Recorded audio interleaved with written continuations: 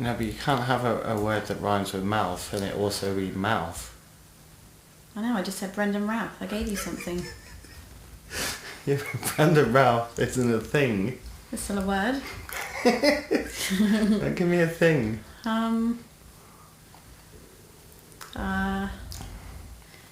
Joust isn't quite close enough to mouth, is it? No, I'll joust you in the mouth. Let's go mouth jousting.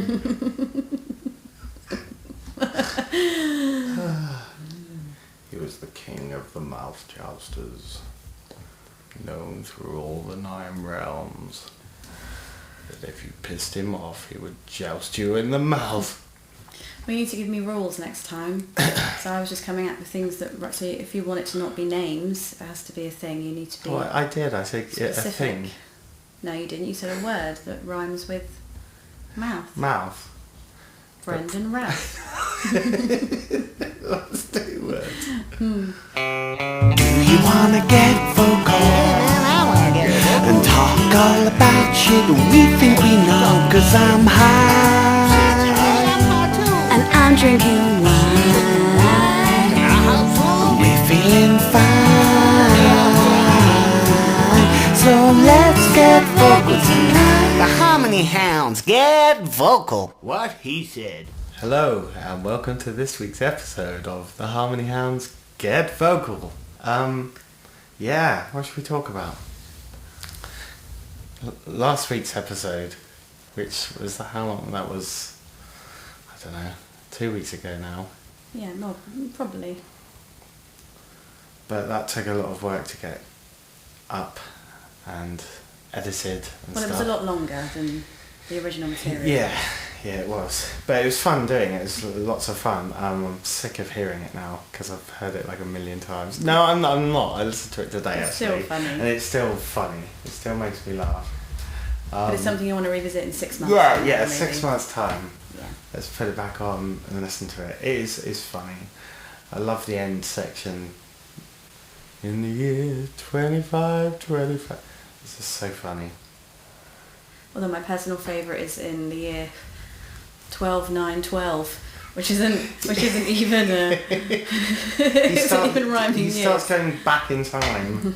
If you listen to those years, he starts on the right one and then goes somewhere else. But that's why it's so great. It's funny.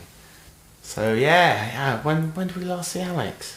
We seen him recently? No, that was the last time we saw him. He's done some gigs, hasn't he? Yeah. Check out alexkumar.com, I guess, or his Facebook, or his SoundCloud. Have a listen to his stuff. When he's being serious, he's great anyway, but you know what I mean. Like, he was messing around on that and just having a laugh, and that's not him representing himself as an artist. But if you go and check out his stuff online, it's good stuff. It's very good Deep, stuff. great Although stuff. I like the stupid Alex as well. Don't we? Everyone loves stupid Alex. So yeah, and just trying to do stuff. I was thinking about it. If I had an Apple Mac, right, and like an iPhone, I've got a good smartphone. Don't get me wrong, but everything's like kind of interconnectable, and you can do something on iMovie. And it's all in the right format, boom, done, uploaded onto YouTube.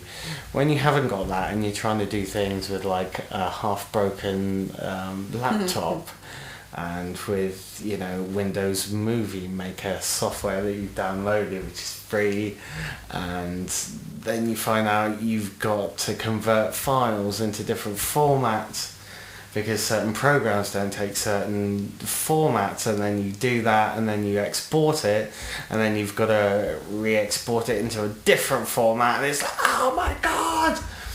Melts your brain. I'm not a master at that kind of stuff, but... Hence all the cursing I hear coming from the room. Trace would just hear me in the lounge going, fuck you, you goddamn computer! Fuck you, Skynet! Yeah, because when he curses, he does it in an American accent, apparently. Yeah. Your blood, sweat and tears went into that thing. Yeah, it really did. I didn't see you for hours. I was tiptoeing around, and I realised I didn't have to tiptoe around because you weren't actually recording anything live. No, it's really hard. It's fine to edit something where there's just two people talking, like if we were to put a cut in there, say, you wouldn't know because there's nothing going on in the background. But if you're doing it with music, there's like a beat, like guitars, but you want to just cut a little bit out because for whatever reason. And a lot of background chatter. Yeah, just dead air kind of stuff. You always want stuff to keep going, so you cut out kind of the dead air kind of thing when someone's just breathing or picking a nose or whatever. You want to cut that out. So that was real fun. I've done a lot of audio editing for stuff, for songs and just stuff. So I've got children outside. I know. I'm just so glad when they go back to school. Yeah, go back to school, you goddamn children. You're being very polite because you're being recorded. They'd be in bed now on a Monday anyway. Yeah. I'm not going to get into that. Yeah. So what we were saying about the other one, I'm going to go on about it. Just get it out. I need to exercise. Mm-hmm. So did the audio editing and then did the video, the YouTube. Now we've got helicopters. God damn it. They found us. These are the joys of recording in your own home in Heavitree. Don't give the fucking location away. You can edit that out. Oh my god, she gave the location. These are the joys of editing in your own home. Never say where you are or the street we're in. Crazy podcast freaks will turn up in Heavitree. It will. Damn, those freaks. Those chuds. The podcast chuds will come out of the drains. Number 1, Heavitree's quite big. Number 2, we're not in the phone book. No, we're not even in Heavitree. Not that you know where that was unless you're That's true. living in Exeter. We can say Exeter because I think this should be, a topical Exeter podcast where we talk about the city and the events that we partake in. But they don't all happen in Exeter though, do they? No, they don't. Exeter and surrounding area. Okay, yeah. Well, basically wherever we go. Yeah. But it's always within about a 20-mile radius, really. So, yes, back to my painful story. So you're trying to do something and you're trying to convert a file and you think you've converted it and you get to the end and it goes, sorry, you need to pay £500 million to get your converted file. And you're like, no! Fuck you, laptop. But you get there in the end and it's fun. And you had some video that you actually shot on your phone. Which I forgot about. Yeah. Which you'd forgot about. I was like, I've got to get that video. So I had to get it on my phone and we Bluetoothed it across. First time I Bluetoothed anyone or anything. So got that, synced that up, which was fun. Syncing things up, audio and video. And I sat there and just put all the photos on and had a lot of fun doing that. And uploaded it and it's had like, I don't know, 50 odd views, something. Yeah, I've had some feedback already. It's good. It's fun. It's just, even if you come back to it in 5 years, or I do and listen to it, it's good to put stuff out there. And when I uploaded it, I thought, is this really a stupid thing to do? Didn't I? I got to walk around. Yeah, you did. But you do that a lot. Is this just, You had a moment is this of a good doubt. idea?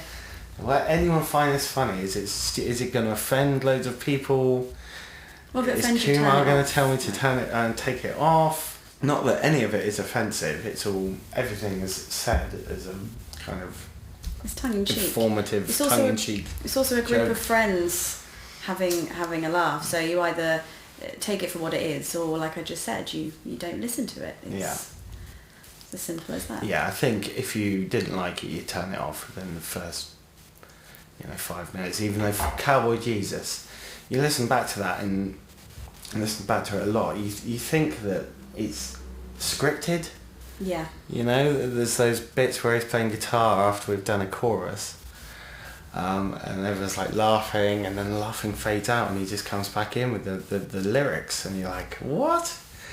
But none of it was. It was just What? What? Not the what? Or Gardenias as well, how everyone is laughing and being really jovial and stupid, and then he comes in with Das Gardenias, and everyone just goes silent for the 5.5 minutes or however long that was. Again, you would think that was him on his own, or we intentionally. We were all just transfixed, genuinely watching him play that. And then, I didn't want to edit that down at all. Just have the full version, and where he stops halfway through and he says, "Do you know what gardenias are? The flower." And Dave's like, and he does the translation thing. Yeah. But then at the very end of the song, Dave's joke, because the song's longer, it just makes that joke so much more funny. Yeah. Where he's like, "It's alright." Yeah, that was classic timing. Classic. Because he came in at a point where we were still a little bit all stunned. Yeah. Of what we'd just seen. Yeah, everyone had some really great shining moments during that. Well, I think everyone was just themselves. We should do it again. Obviously a bit high or a bit drunk, but still, everyone was a great version of themselves that evening. And that was just a part of the evening. So yeah, there was this whole Back to the Future bit we talked about. Hill Valley, and if it's a hill or a valley. And I'm sure we recorded that. I couldn't find it anywhere. But that was funny, and that's why later on the podcast Alex says we're going back to the Future territory here, because we had this whole other debate about it. So, well, he actually opened the door for me, because what he comes back with is, "And when I kiss him, it's like kissing my brother." Oh, that's what he goes. Isn't he dreamy? Yes. See, I know this fucking podcast back to front now. But I'm the same, because my brain is, the memories are interspersed with what we've recorded and what I remember of the evening, and that we didn't record, so the two things. But I think it flows. I think even without the little. But that's doing that whole putting it together. That's like in editing in film. You can. An editor will just have loads of film, and they've got to make a story out of it, and it was kind of the same here. That's even though it's a snapshot of the evening, if a listener didn't know, they'd think that whole, after when the podcast finished, we all got up and went home, kind of thing. So it does, it's good. It's got an arc, I think. That's what I'm trying to say. Okay. See, I've not listened to it as much as you, although I do feel like I've listened to it a lot, because I obviously listened to the original rough copy. And then I heard it a lot when you were doing your editing, and I think I've listened to it 3 times through. Once with the proper version, with the humorous little photos, and video clips. But it did make me laugh again on an extra level with the little pictures that you put in, especially El Guapo. Oh yes. Now who's he talking about? He's talking about Chapo. El Chapo. And I put El Guapo in. Jean Milo. That's a different film, but yeah. No, it isn't. It's Romancing the Stone. No, El Guapo is from Three Amigos. Okay, well, who's the guy in Romancing the Stone? Yeah, it's the same actor. We've had this conversation before. I don't know what his character's called. Right, we've got IMDb. And he's got like the only my little mule. I got my little mule, and it's like a big truck or something. Yeah, because we used to talk about Three Amigos a lot, and you would always do El Guapo for me. Do you remember? Like years ago. Really? And all you do is his friend in Three Amigos. Oh right, okay. Are you angry because something has happened? Something has happened that's wrong to you. No, I remember what, because I hadn't seen it in years, and we were talking about it, and I acquired it and one night and watched it. Yeah. And then came back in and was obviously doing his way to try and impress you. It did impress me. It made me laugh all a lot. cast. Of course, Danny DeVito's in it, isn't he? Yeah. See, I've not seen that Is film that as him? much. Juan? Yeah, Alfonso. Yeah. That's him. Hey, there he is. Hey, my little mule. It's Chevy Chase. Who creeps me out, just as a side note. How can Chevy Chase he just creep you creeps out? me out. Chevy Chase is weird. Don't you think he looks like my dad, though? No. Your dad doesn't, luckily, no. Otherwise your dad would creep me out. No, he's just got a weird... all his facial expressions are sinister. And he's kind of like... He always comes across me like a man on the edge, but not in a good way. Like he could go... But he does play that role a lot, like in... like maniacal, in, almost. Is that a word? I don't know, it is now. Yeah, it is. National Lampoon's Vacation. Yeah, again, I like the films he's in, but he does give me the creeps. So I guess this podcast over time could evolve. We've been talking about what it should be and what we should talk about and all kinds of stuff. So I guess it will evolve over time. Sometime we might be playing a song or record a song especially for it and segue it in somehow or do something. Get guests over. I was just thinking that. Yeah. Anyway, I've been talking for ages. What do you think? Well, no, it's fine. You talk away. You were talking about your thing, which I have no involvement in apart from... What do you think it should be? Seeing... Well, I agree with you. I think, again, I don't... You know me, I don't like putting too much of restriction on things. I think it's good to be quite organic about these things and just go with the flow, see what happens. I'm totally on board with, eventually, you know, kind of going back to the original podcast, not to the extreme, but having people over... oh, you mean episode 1? That's what I was going to say. If people out there who've heard it, if you liked it and would like that to happen again with those same characters, then comment or say something, and we'll see if we can, get it together again. Maybe around here. Or wherever. Yeah, wherever. Like we had a great night the year before around at Alex's house. Alex has got a really nice place in Inton. Jesus Inton. Jesus Inton. And we had a great party there, and he had all this booze out. So much booze. And he did a shot for everyone for each different kind of booze. And before he poured it, he would tell this long made-up tale that he was just doing off the cuff, and tie it in with the name of whatever it was mostly whiskies. Booze was. Yeah, and he had all the different names if it was of the whiskies. Captain Jack's Kraken, he would do some Yeah. long, elaborate story about it and tie it back. And anyway, I'm not doing it justice. It was really cool. No, you're not. No, because one of them, really not. one of them was something like maybe a navy whiskey or a navy rum, more likely. And he then went on to do a whole song, or a whole story, about a mermaid. I think we even had Kentucky bourbon or something. And because you had a few, which is unusual for you, and you I don't think you knew where you were by the end of the evening. Yeah, Dave by the end of the night. Yeah. He chundered in the middle of beep. Well, there was the trouble is, and you should learn this as you get older. There was a fair amount of mixing going on. Because you, Dave, and I were sharing. We were down to the last bit of wine, so we poured the remainder of the red wine into a glass, and the three of us were just sharing this one glass of red wine, and that was in amongst all the shots that Alex was handing out. But see, I was sensible. I was saying no to some of them, and I don't think you and Dave were. No, it's just boy drunk and I know my limits. Isn't it? Yeah, there's booze in front of us. We can drink it all. We're musicians. I'd had enough. Fuck yeah. And then you end up puking in the middle of Beepington. But anyway, even stop doing that joke now. Yeah, but before that, we were out in his garden. He had a gazebo. Is that the right term? Yes, it is And all the musicians were crammed under this gazebo, playing a lot of the band, I think, and we should that was definitely do more of that. Yeah. But Boudin as well. Yeah. Like we were talking about this earlier. He throughout the podcast he comes alive, and his fucking voice. No, it's amazing. Like obviously he's not letting go, and he's just. We're in party mode. Yeah. But you can tell, man, he has got some fucking voice on him. Yeah, definitely. I just want to hear that voice more. Yeah.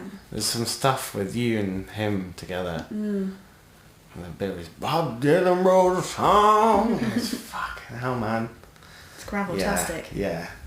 But that night, and we didn't record it, he was talking about starting possibly like some kind of pirate band. Yeah, that'd be so good. I was like, yeah, do it, but make it a pirate metal band.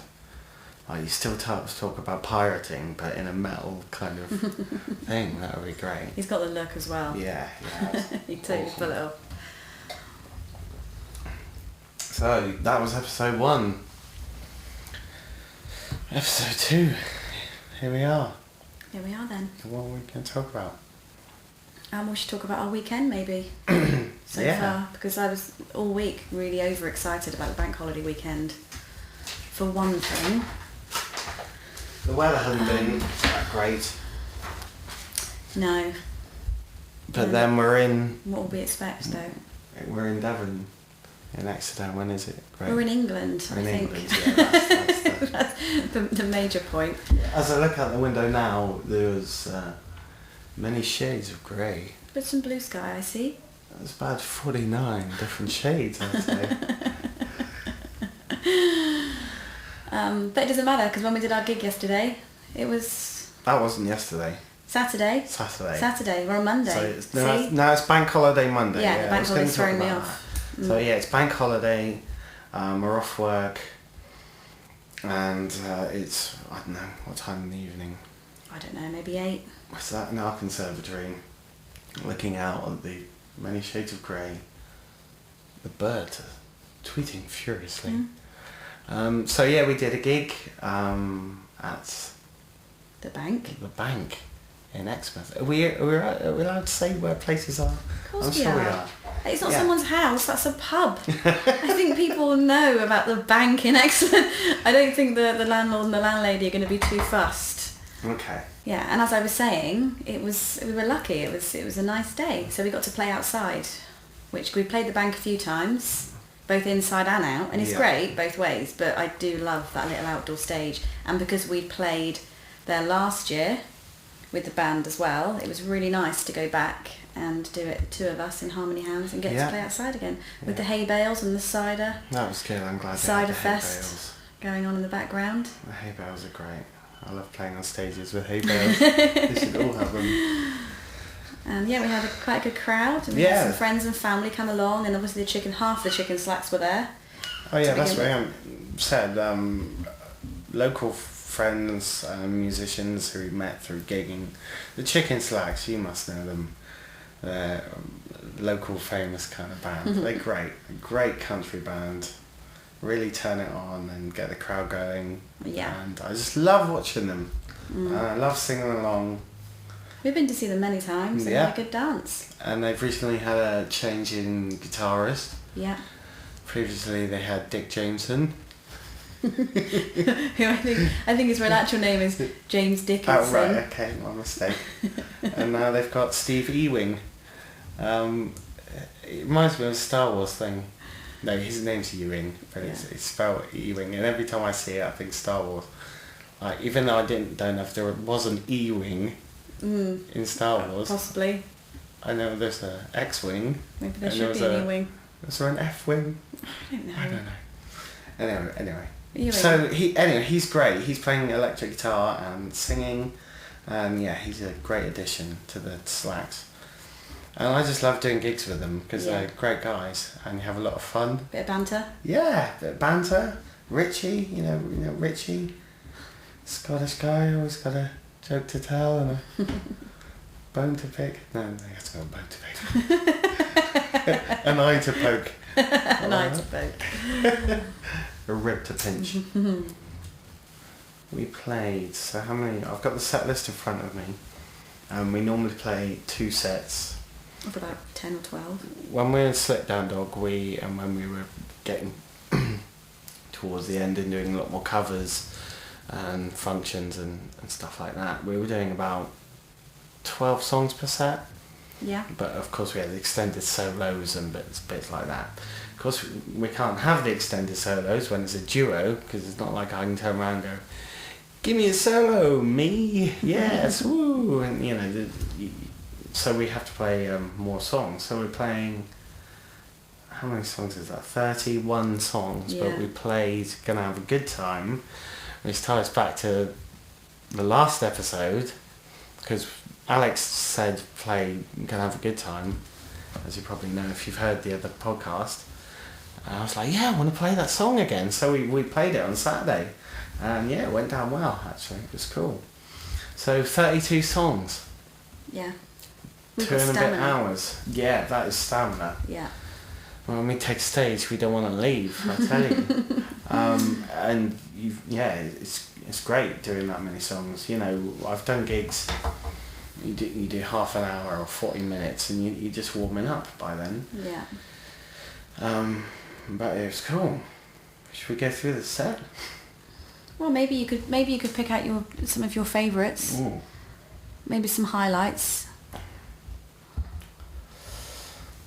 So we normally open mellow, start slow, you know, ease people in rather than hit them in the face, you know. People need to get acquainted. They've just sat down, they've got drinks, they're still talking to their friends or whatever, and they're just realising there's some musicians over there on the stage. And it's an afternoon gig, I feel so like it's I'm losing my normally voice. it's an afternoon gig, so it's normally quite quiet as well Yeah. to begin with. Open with Dreams, Fleetwood Mac, with you singing. Classic. Yeah. Love that It's song. great for me. It's like 2 or 3 chords. I've just got a little bit backing to do. So easy for me. And then Wade in the Water. Yeah, that went down well actually. Who does it originally? I don't know. We had the Ava Cassidy version, but I don't know. Shamefully, I don't know who actually We got asked to do it for a did that party, song didn't originally. we? Yeah, I think it sounds like a very old song to me. Didn't know the song, learnt the song. You sing it amazingly. So yeah, that was cool. Be Here to Love Me, Townes Van Sant. Country classic. Check out Townes Van Sant. That was good. Some Ryan Adams. 2, which is another mellow one. Then we did like a Roy Orbison kind of medley, I guess. We did kind of Yeah. 3 songs. One of them's called In Dreams, and we got asked to do it for someone's party who loved Roy Orbison, and I hadn't heard the song and learnt it. I was like, oh shit, this is a hard song. You know, It's so some songs hard. you can blag. You can't blag this song. It starts off and it's quite low in the register. Candy colored clown, they call the sad man. You know, it's that really croony thing. By the end of the song, you're it's a real workout, but a lot of fun. And then we went into Anything you want, you got it. did a chorus of that, and because it ends in E, then went into Pretty Woman. Crowd goes crazy. Did they? Well, yeah. I No, reckon. everyone does. It's one of those songs again because it's not Man, something. when you hear that riff, like, just everyone knows what it is, you know, and we do a good version of it. I love the middle section, the harmonies. It sounds amazing when you come in.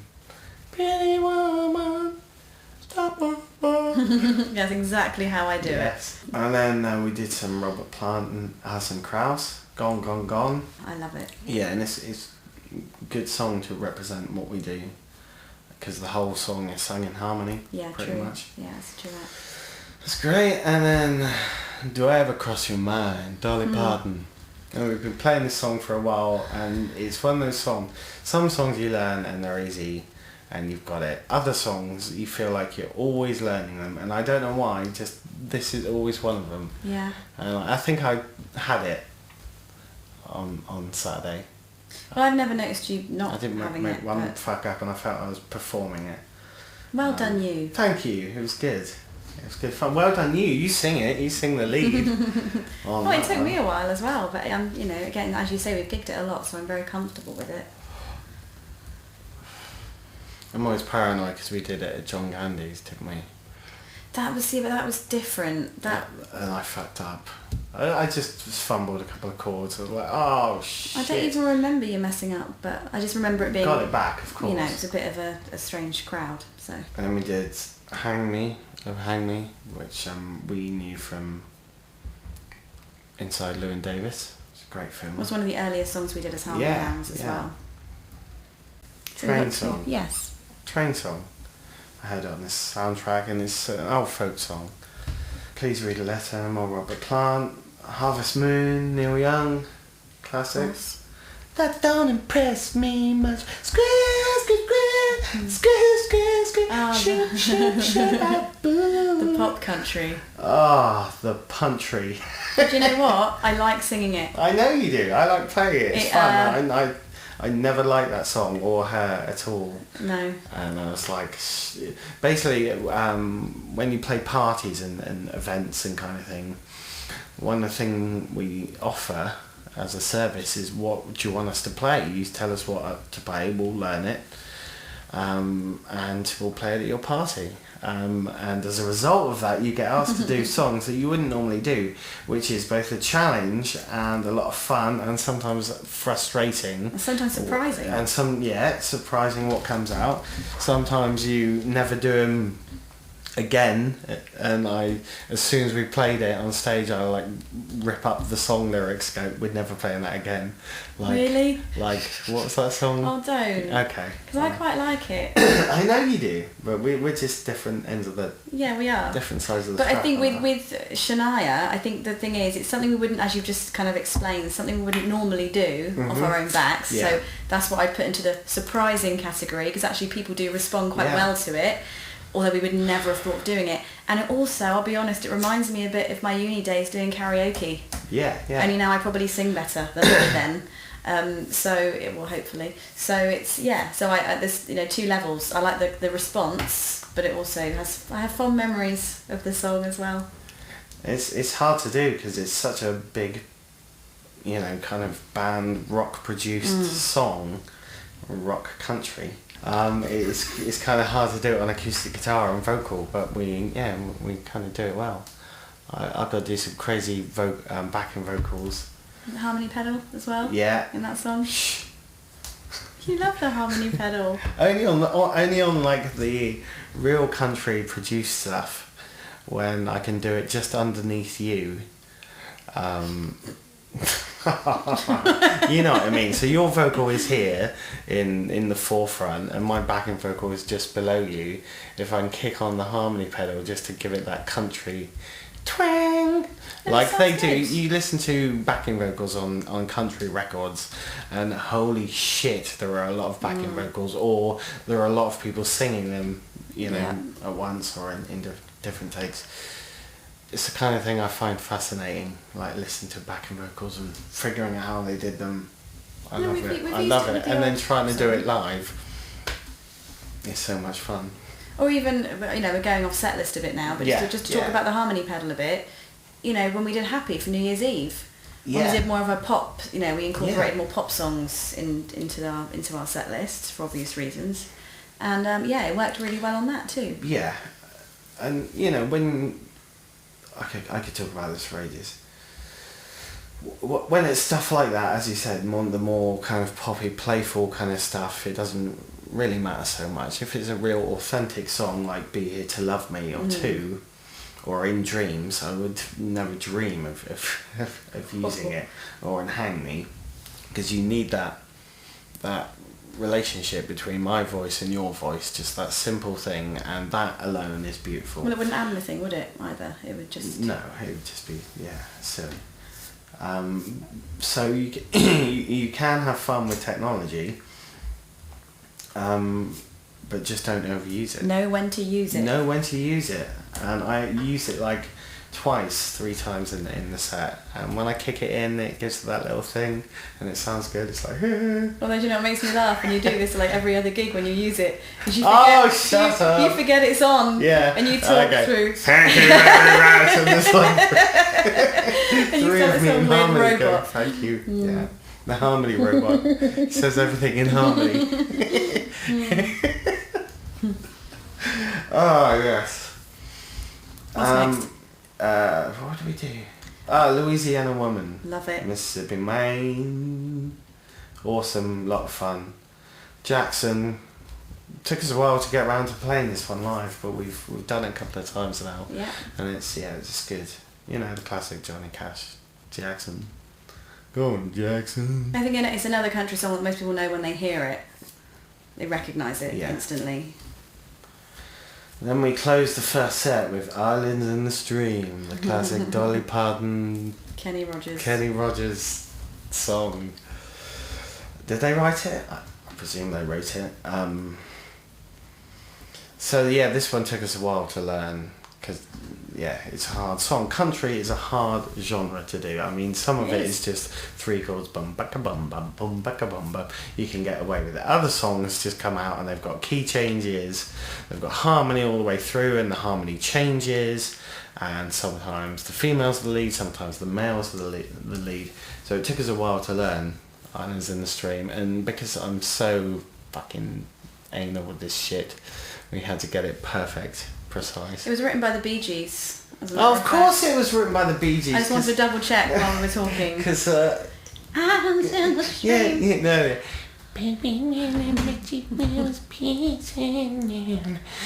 Yeah, exactly. You were doing that a lot when we were learning. But in the Bee Gees version, there's no key change. So after the first section of the song, after the first chorus, in the Dolly Parton version, there's a key change there, so it goes up, so it would suit her voice, I presume. But it gives this nice lift to the song. Not great for guitarists, because 1 minute you're playing in first position C, and then next you're playing, you know, like power chord stuff in G sharp, which is cool, but when you've got to do that for 3 or 4 minutes on an acoustic, 3 minutes maybe, and sing as well, by the end of it I'm like, well, I sympathise, because it's fairly challenging just from a vocal point of view. You can't slack off on that song. I can't have a little nap or anything, you know, while Tracy's singing and just zone out. You know, I've got to be on the ball and nail it. But I think it paid off. Yeah. How many times have we done that now? 3 times? A bit more, maybe 4, yeah, but it's, yeah. But I think we were just so happy the first time we did it live. Yeah. Because our hard work really did pay off. Yeah, it did. Especially because we were doing it for your mum. Yeah, so that was another really... her birthday, and she didn't know we were going to do it. It's her favourite song. It's her favourite song. It's a really beautiful moment. Don't cry. No, it wasn't. My voice is a bit weird because when we did Proud Mary, and I really pushed it, didn't I, at the end? Yeah, you did actually. So I think I damaged or rolling. So that was fun. Then we had a little break. Walked round. Said hello to people. You know. I got a glass of wine. Yeah. Yeah. People glare at you, going, "You're that there musician types I've been seeing on my stage. Are you any good?" You say. Yeah. Are you any good then? I'm not talking about the band Cakesmith, because it's great and It you always was get great warm there. reception, but some gigs you do and you walk into a venue and you get a myriad of strange questions from, "What kind of music you play?" or "You any good?" Although we're not in Texas, we're just doing that for comic effects. Yeah, just for comic. Just think Devonshire accents. What else have we got? Oh, I got tell that story. I asked what we sing. It was a pub in Sidmouth, actually. I won't say the pub, but it was a pub in Sidmouth, and with the band, with Slip Down Dog, not with Harmony Hounds, but you know, people get chatting to you, which is understandable because they feel they know you the minute you say you're in the band, and I do like that. I like the interaction with people. But this guy who was, you know, slightly drunk, maybe not drunk enough for the comment he came out with.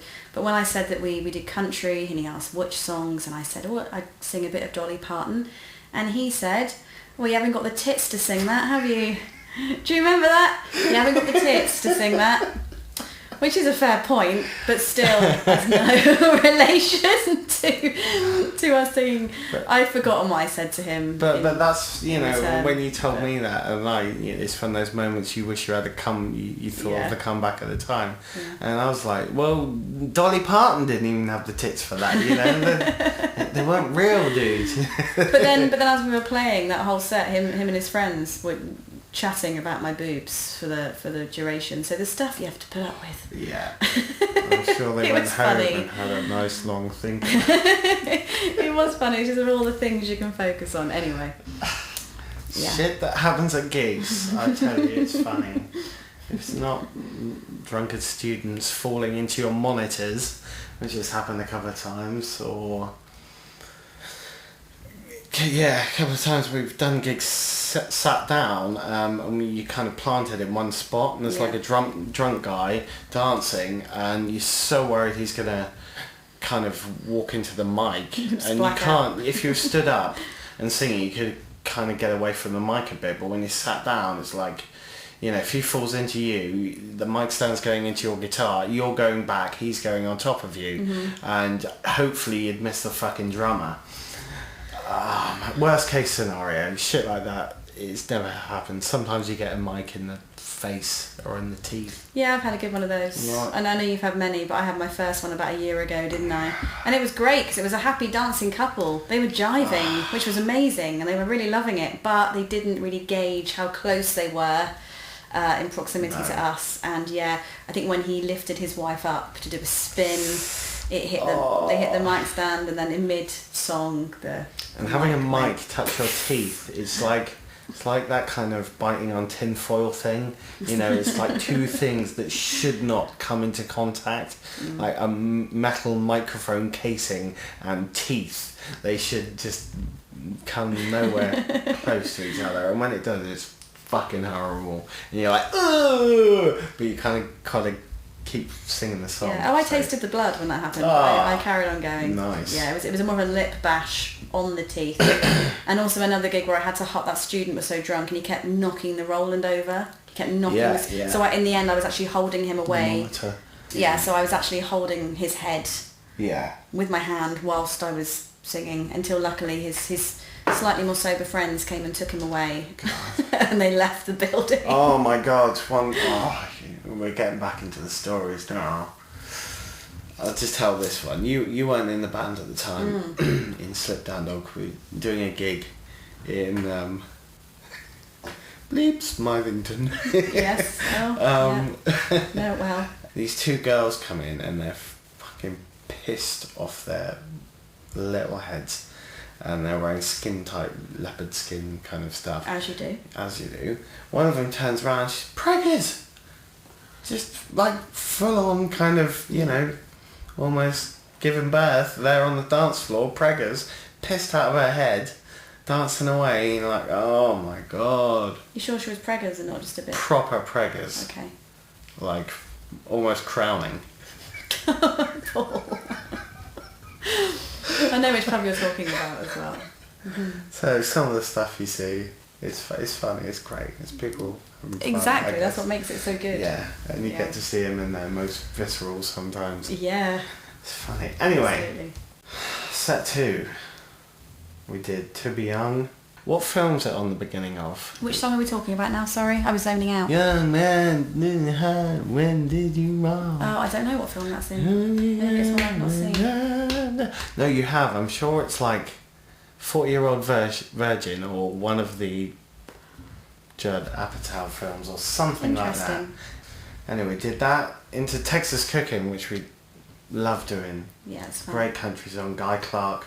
And then we did Gonna Have a Good Time, which if you've heard episode 1, you've heard me doing it, fluffing the lyrics as I did. I was trying to remember it.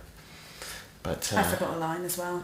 I didn't fluff the lyrics this time on the last podcast, but Alex was like, all right, yeah. you play that song. I was like, I hadn't played this in 6-7 months, man. Longer than that, probably. Yeah. Motorcycle Mama, Neil Young. I love that song. I think it's different to anything else that we do, but it also fits in really well. It's one of those songs, you know, Neil Young's got a heavy backbeat. If you listen to the studio version, it's kind of hard to do on acoustic, but I think we do it really well. It's got a good stomping feel. Proud Mary, where I wrecked my voice, but it was fun, it was worth it. Now, I Want You to Want Me. Yeah, I'm not sure that was in the right place. Maybe not. No. And Sweet Home Alabama, that was fun. I was like, can you sing me a bit of the melody? Because it's just gone from my head. Yeah. You're like, big wheels, keep on turning. I was like, got it! It gave me a flash. Big wheels, keep on turning. Sometimes when you're on stage, you know. We've all been doing it for a long time. Yeah. It gave me a flashback though. When you did that and you were like, give me... Which you've done once or twice, but again, you hardly ever do that. But yeah, on Saturday when you went, just give me, what's the first line?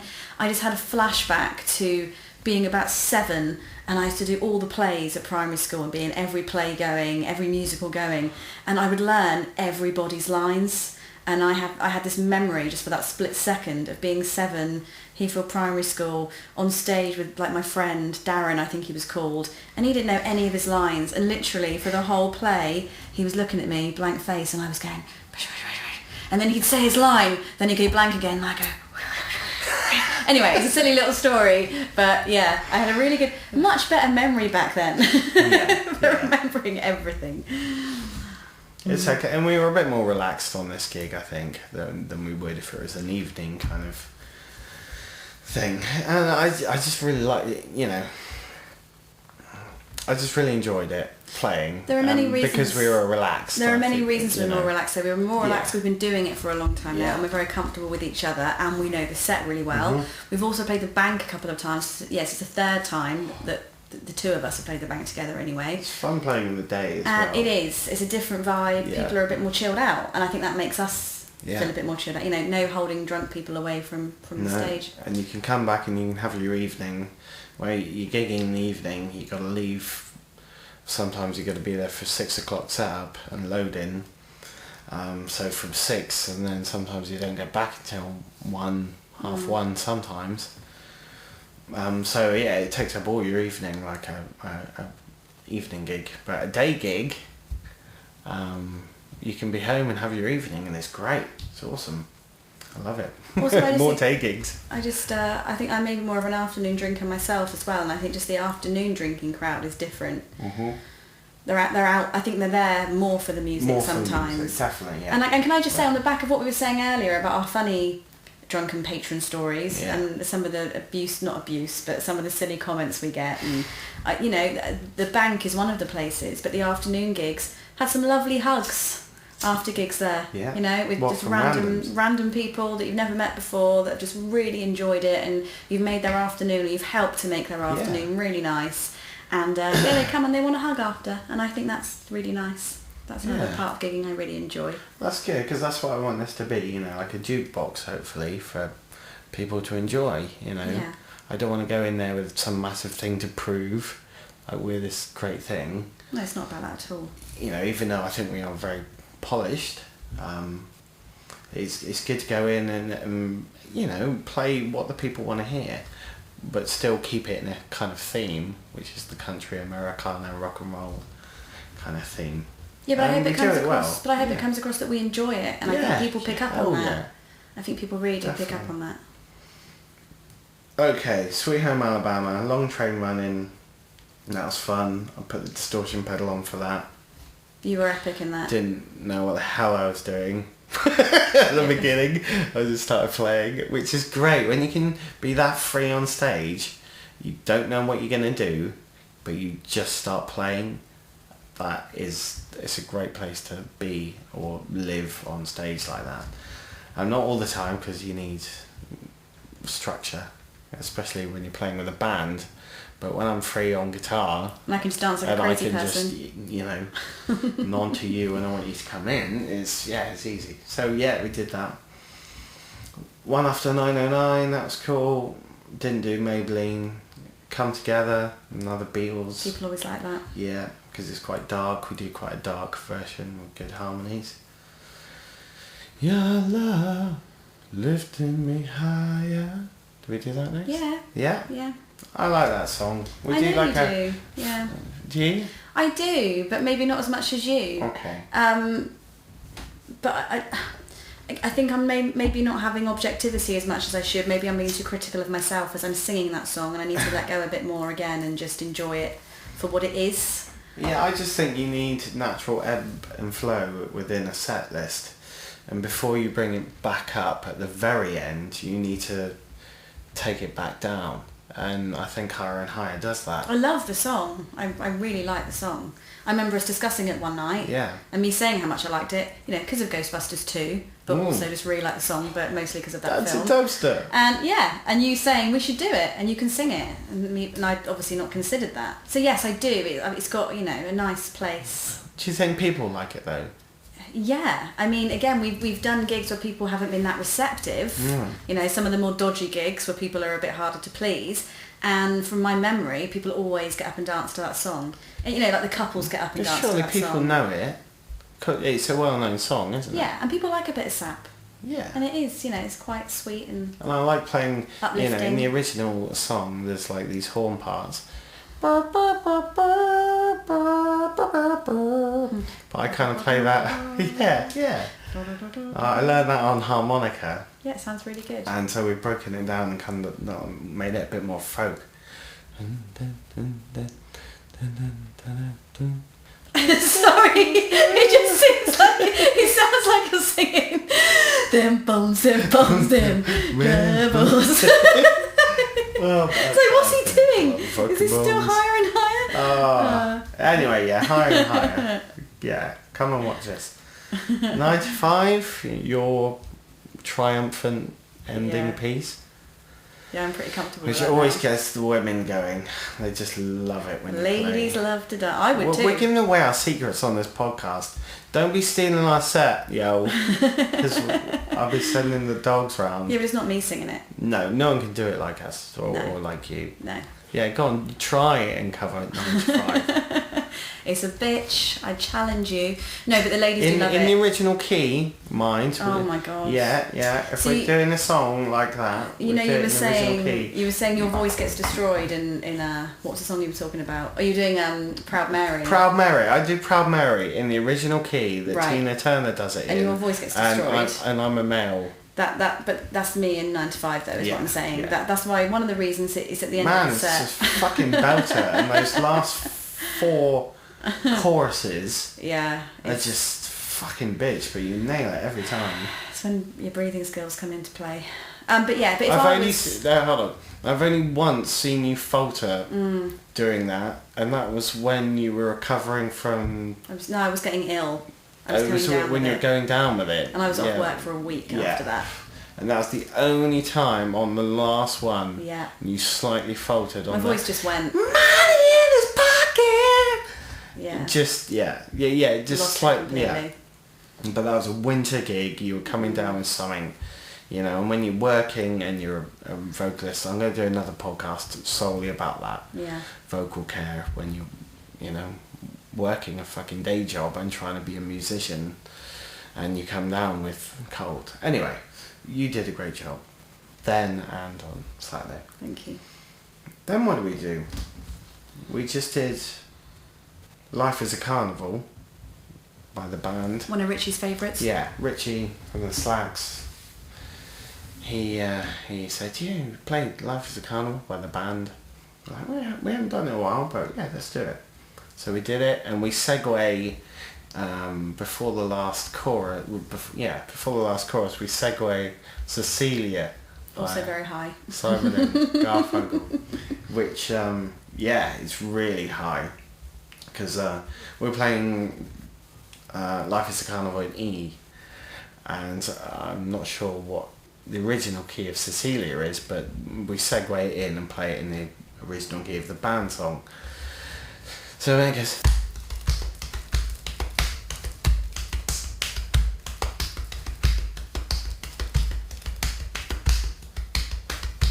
Oh Cecilia, you're breaking my heart. You're shaking my confidence daily.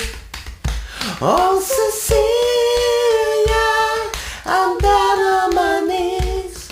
I'm begging you please to come home. Come home. Screw, screw, screw, screw, screw.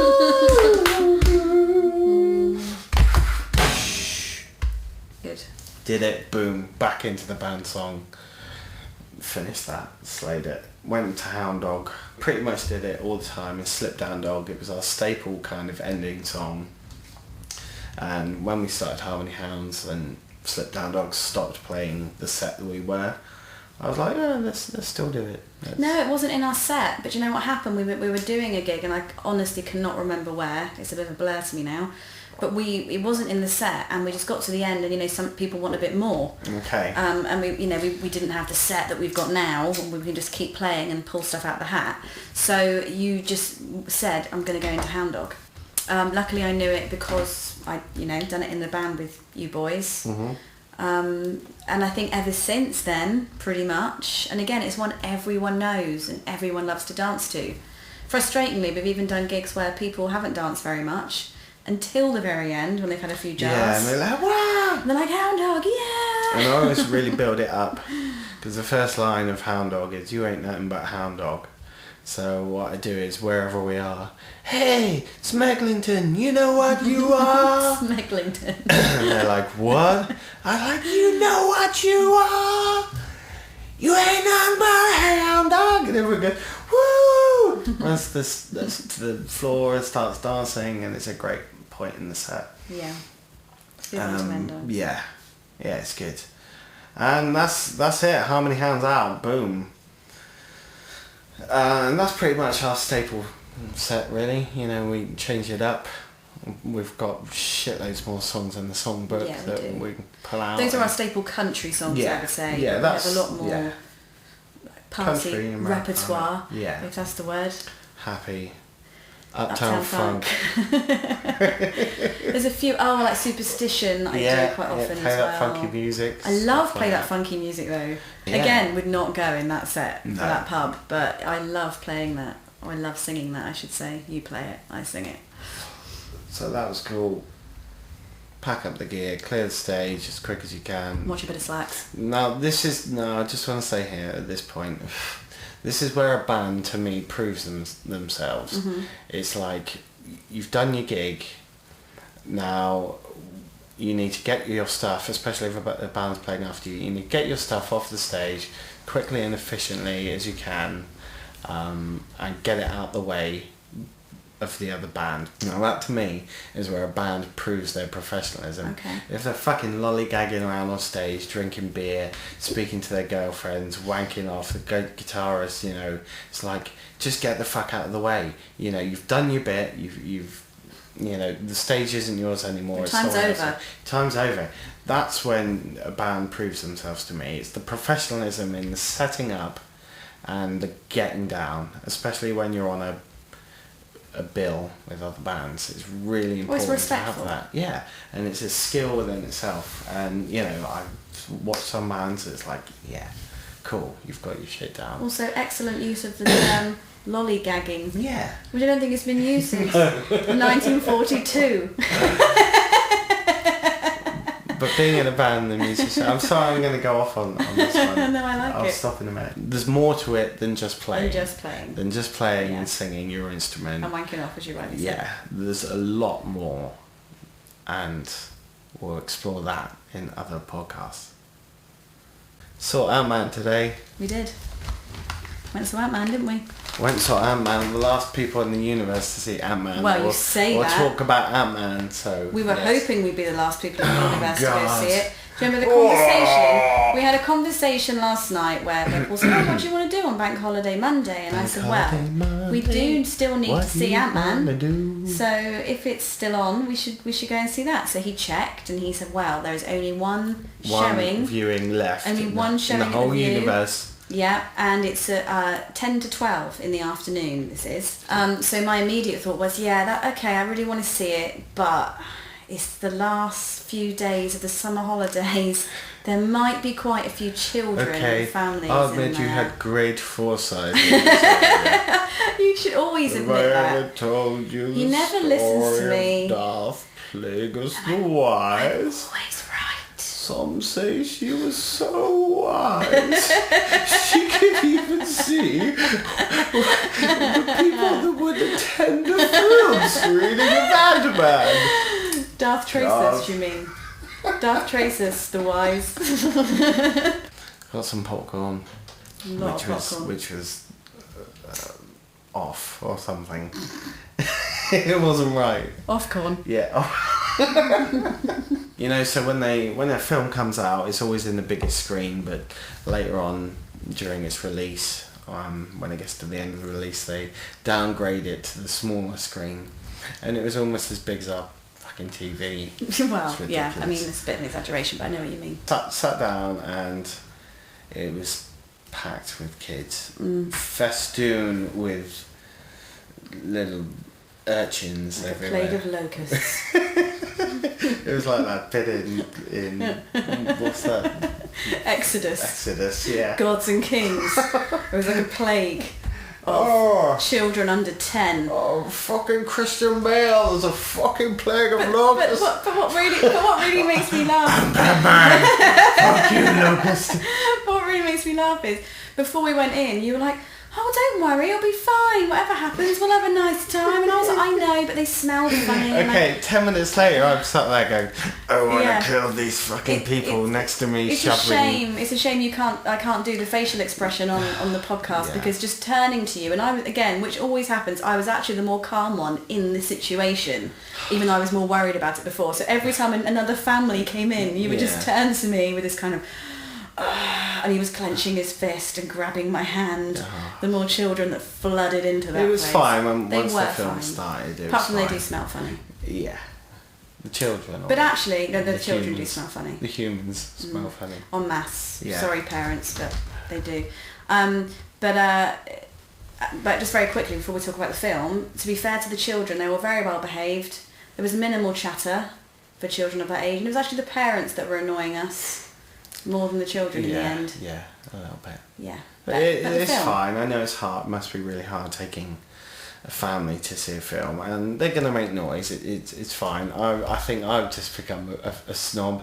You know, when I was younger, you'd go and see any film and just be there for, you know, for the film and watch the film and enjoy it. Now in this day and age of Blu-ray Get some and naturals. 3D Blu-ray on your fucking 45-inch, 50-inch TV, fucking 4K, 7 point whatever, you know, it's almost like a cinema in your own lounge. So Yeah, but you're not just being snobby because my memory of going to the cinema is, you know, you didn't have stinky hot dogs, you didn't have nachos, you didn't have noisy drinks. Alcoholic drinks, So yeah. I'm a bit snobby from that point of It view. was just I don't want to popcorn listen to and everyone fucking rustling. beer. I haven't paid £10 to listen to people rustling for the whole of the film that I've chosen agree. to I'm see. just playing devil's advocate. I know, but I agree. Yeah, 'Cause, TVs you know, are so good these families days. have got to see films too. And also the parents want to see them, and the parents want to see the films, and the only way some of those parents can see the films is obviously to take their Yeah. children with them. So Yeah. I'm on board with that too. Yeah, it's fine. So the film, the film. I think you know, when I've got it on Blu-ray, I'll be able to sit there and watch it and enjoy it a bit more. I already want to watch it again, which is a good Yeah, sign. yeah. We did that with Mad Max. You know, you come out something, you're like, that was actually pretty good, but I want to watch it again. That's a good sign. Yeah. And I do definitely want to see it again. Yeah, it was great. It's funny. Paul Rudd. I've always loved Paul Rudd. Yeah. He's just been waiting for the film that will make him, basically. Oh, Kate. Yeah, she's That's alright. not her name. But that's her name in lost. Evangeline Lilly. We gotta go back, Kate. We gotta go back to the goddamn island. Fuck you, Jack. We ain't going back. Yeah, she's okay, a bit moody, but she's Yeah, not very likeable, Bit but stoic. maybe she'll come out of herself a Yeah. bit more, and maybe she's kind of like a maybe bit Paul more Rudd will go moody. into her. Possibly. She's like Pepper Potts, but moodier. Yeah, And with yeah, a but it's fine. She was Yes, well cool. cast. Michael Douglas, also great. great. Good bit of casting, I thought. Yeah. Who was at the beginning? I was gonna. Oh, they had the original Howard Stark, and they had Yeah. Agent Carter, Was that right? and they Okay, made him when look she was older. 1989. Who- beginning was of the that film. her? Yes, Was that- that's her. It's the What, same the one in actress. Awesome. So she's done 3 That's- stages I'm now. so glad She's they done used her. original Agent Carter. She's done the 50-something-year-old or 60-year-old something Agent Carter. Then you also see her in Winter Soldier when she's really, really old. Yeah. In the last years of her life. So that, good luck to her. Like, she's doing well so far. But also the original Howard Stark Yeah. from And that's the same guy who's same in guy. Cap. He's also in Mad Men. Yeah. Cool. Awesome. I love when Marvel do that. Yeah, it was very, very good. I watched Captain America. I finished watching it this morning. Mm. Of the first one. I've seen it so many times, but it's a great film. Anyway, back to Antman. Antman. It's a heist movie. It's a fun heist film. Unlike any of the others, really. It reminded me a bit in tone of the first Iron Man.